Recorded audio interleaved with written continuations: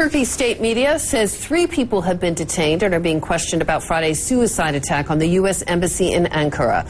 The Revolutionary People's Liberation Party has claimed responsibility for that bombing.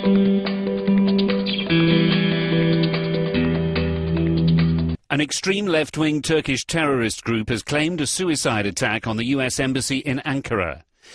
The Revolutionary People's Liberation Army Front posted details on a website with a picture of the bomber Ecevit Şanlı.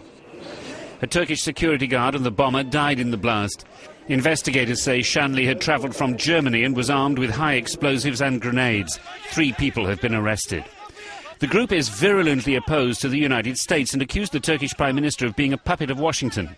It wants the US to remove Patriot missiles deployed in Turkey. The Obama administration called it an act of terror and told American citizens they should temporarily avoid its diplomatic missions in Turkey. Now the authorities say DNA tests confirm that it was this man, Ecevit Şanlı, who carried out the suicide bombing.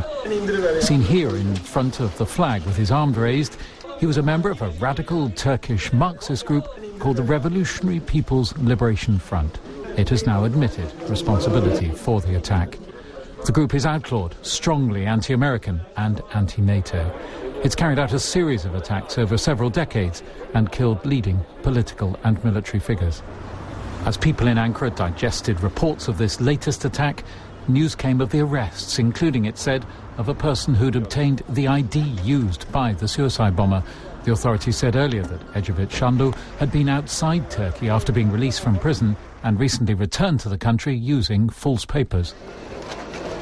The security guard who was killed in the bombing was buried on Saturday.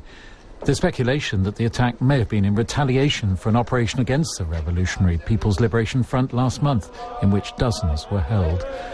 On its website, the group itself claimed it had targeted the Americans because of what it called their invasive policies in the region.